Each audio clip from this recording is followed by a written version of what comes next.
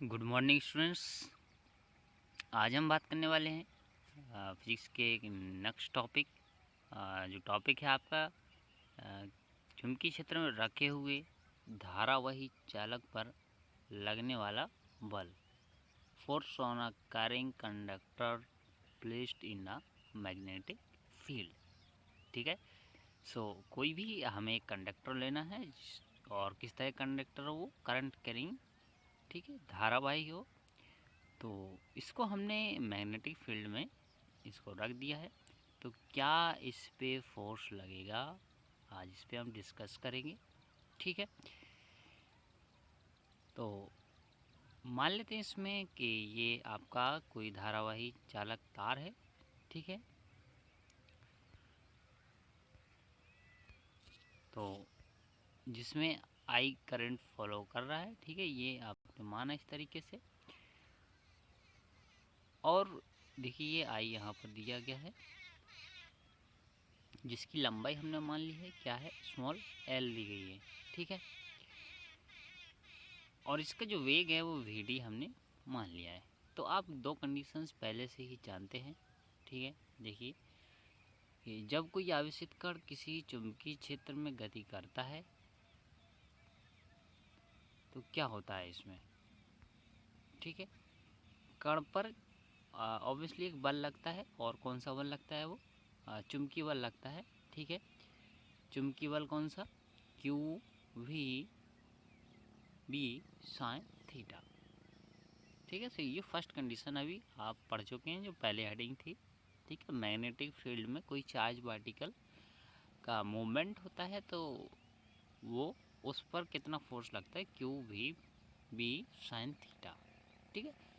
तो इसी से हम निकालेंगे, और ये इसको हम धारा के फॉर्म में इसको रिप्लेस करेंगे।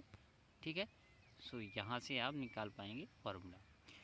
दूसरी कंडीशन, जब किसी चालक में धारा बहती है तो उसके मुक्त इलेक्ट्रॉन धारा की विपरीत दिशा में भी डी वेग से गति करती है। हमने वेग माना है। ठीक है। तो धारा अगर बहती है किसी भी चालक में तो उसमें निश्चित ही धारा यानी कि इलेक्ट्रॉन, मुक्त इलेक्ट्रॉन क्या होते हैं, चलते हैं, और वो उनका जो डायरेक्शन होता है वो करंट के विपरीत होता है। ठीक है। सो अब देखिए यहाँ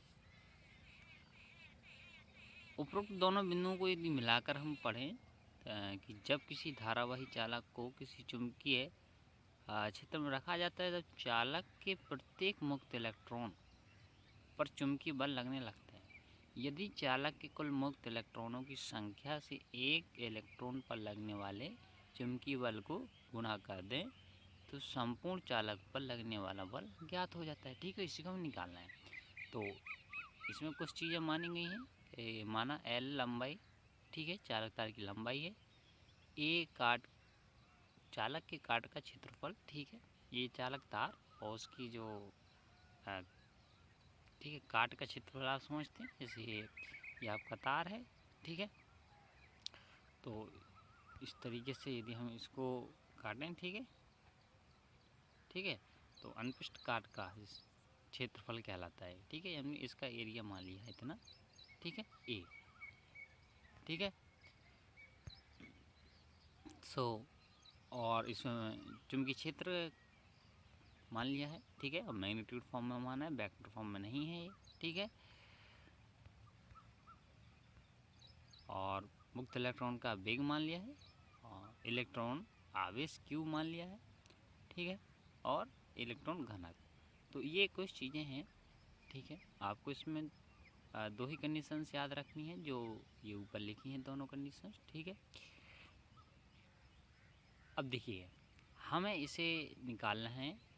ये फॉर्मूला आता है, वो आता है आपका F is equals to I L B sine theta. ठीक है। तो इसको हम, जो बल होता है आपका चुंबकीय बल, उसी से इसको हम निकाल लेते हैं। ठीक है। तो क्या आएगा इसमें, तो हम इस प्रकार से जो दिया गया है इसमें तो इससे नहीं करते हैं, हम अपने ही मेथड से इसको निकाल लेते हैं। ठीक है, तो देखिएगा,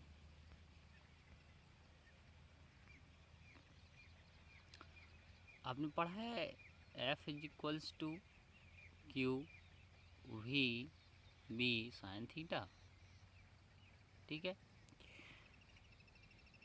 अब यदि इसमें आप देखें कोई चार्ज पार्टिकल है, ठीक है, और वो किसी वेग से गति कर रहा है, ठीक है, तो किसी समय के साथ कोई डिस्टेंस वो तय करेगा, ठीक है, और आपने तार की जो डिस्टेंस यानी कि लंबाई L मानी है, तो यदि वो L लंबाई तय करता है t समय में, ठीक है, तो यहाँ से यदि हम वेग निकालें v, तो वेग बराबर क्या होगा आपका, दूरी बटे समय यानी कि L अपॉन t।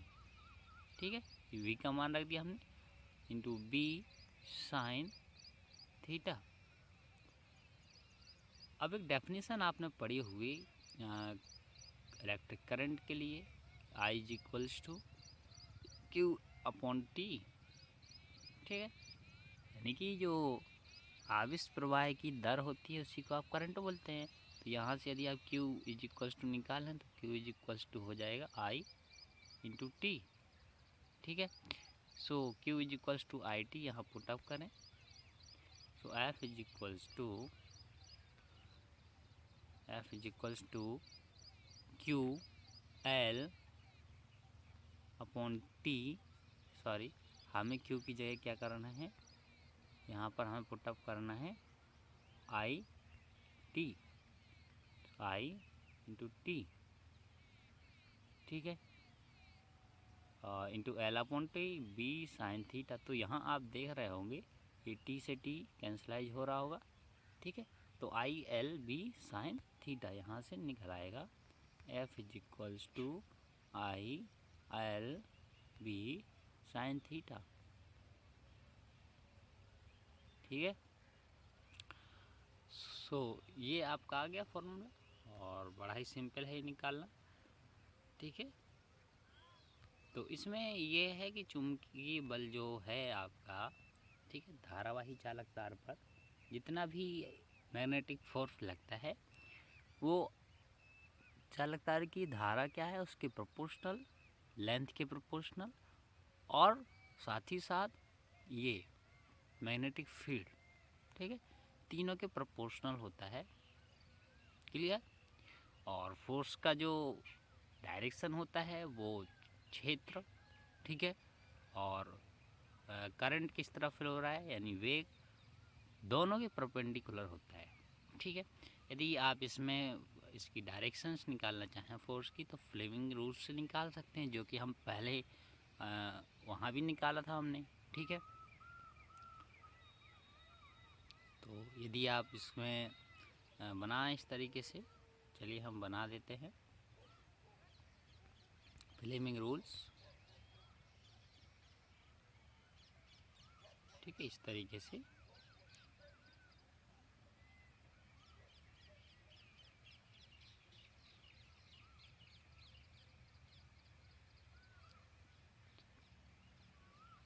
ठीक है, यदि ये हमने फ्लेमिंग रूल्स दर्शा रहे हैं इसमें, तो ये जो आपकी उंगली है, ठीक है, ये हम नोट करते हैं कि ये क्या है, मैग्नीट्यूड ऑफ मैग्नेटिक फील्ड या चुंबकीय क्षेत्र। ठीक है, इस तरफ चुंबकीय क्षेत्र मानते हैं, और ये जो आपकी उंगली है ये वेलोसिटी या करंट आई को डिनोट करती है। ठीक है, तब ये जो आपका अंगूठा है ये फोर्स को डिनोट करता है एफ। ठीक है, ये फ्लेमिंग रूल से हम इसकी डायरेक्शंस निकाल सकते हैं। ठीक है स्टूडेंट्स, सो ये था कि किसी भी धारावाही चालक तार है और उस पर क्या फोर्स लगता है। ठीक है, तो फोर्स लगता है I L V sine theta. अब यदि हम यहाँ थीटा को चेंज करते जाएं तो उस हिसाब से फोर्स आपका चेंज होता जाएगा। ठीक है, तो चलिए हम देख लेते हैं इसमें। ठीक है, इसमें अलग तरीके से निकाला गया है। ठीक है। तो देखिए यहाँ अब कुछ स्पेशल केसेस दिए गए हैं कि जब थीटा इक्वल्स टू इसमें यदि हम जीरो रख दें यानी कि फोर्स भी जीरो हो जाएगा। ठीक है, मतलब एंगल जो है आपका किसका एंगल, क्षेत्र का एंगल, मतलब क्षेत्र भी उसी डायरेक्शन होता है जिस तरफ यदि करंट फ्लो हो रही है तो वो क्या होगा, F इज इक्वल्स टू हो जाएगा जीरो। ठीक है, ये देखिए। ठीक है, यानी चालक पर तार पर कोई बल नहीं लगता है। यहाँ दिया भी गया यदि चुंबकीय क्षेत्र की दिशा तथा धारा को दिशा एक ही कर दें तो चालक पर कोई बल नहीं लगता है। ठीक है, ये कभी कभी नोट में पूछ लिया जाता है या वैकल्पिक में पूछ लिया जाता है कि बताइए यदि चुंबकीय क्षेत्र की दिशा और धारा दोनों की दिशा एक ही हो तो चालक तार पर क्या बल लगेगा। ठीक है, ऑप्शन में दे देता है। अब इसी तरीके से इसमें दूसरा पॉइंट है। ठीक है, इसमें थीटा क्या ले लें हम 180, और 180 थीटा लेने का मतलब ये है कि आप इसमें जो डायरेक्शंस है, किसकी डायरेक्शन, क्षेत्र, ठीक है, बी, और करंट आई, इसका डायरेक्शन दोनों के विपरीत हो, यानी कि 180 डिग्री का ये एंगल बना है।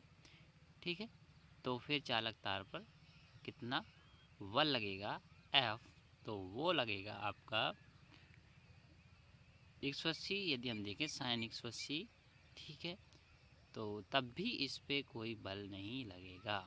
ठीक है, देखिए यदि चुंबकीय क्षेत्र की दिशा धारा की दिशा के विपरीत है तब भी चालक पर कोई बल नहीं लगेगा। ठीक है, तो दोनों कंडीशंस में कोई बल अप्लाई नहीं होता है। थर्ड कंडीशन ज़रूरी है कि यदि इसमें दोनों का डायरेक्शन 90 डिग्री का हो तो ही फोर्स अप्लाई होता है। ठीक है, और उस समय का जो फोर्स होता है वो मैक्सिमम होता है। ठीक है स्टूडेंट्स, जैसे कि देख लीजिए यहाँ आप, माना गया है theta equals to 90, then F maximum यानी कि उस समय का फोर्स मैक्सिमम होता है ILB, जब चुंबकीय क्षेत्र चालक की लंबाई के लंबवत होता है। ठीक है, तब चालक पर लगने वाला जो बल होता है वो मैक्सिमम होता है। ठीक है, और इसमें हम इसकी दिशा बाएं हाथ रूल से, ठीक है, लेफ्ट हैंड रूल से निकाल सकते हैं, जो कि देखिए आप यहाँ पर दिया गया। ठीक है, सो ये था आपका चुंबकीय क्षेत्र में रखे धारावाही चालक पर लगने वाला बल। अब हम अगली वीडियो में इससे ही रिलेटेड एक और टॉपिक है हॉल इफेक्ट, उस पर डिस्कस करेंगे। ठीक है स्टूडेंट्स, तो चलिए मिलते हैं हम अगली वीडियो में, तब तक के लिए सभी स्टूडेंट्स का बहुत बहुत धन्यवाद।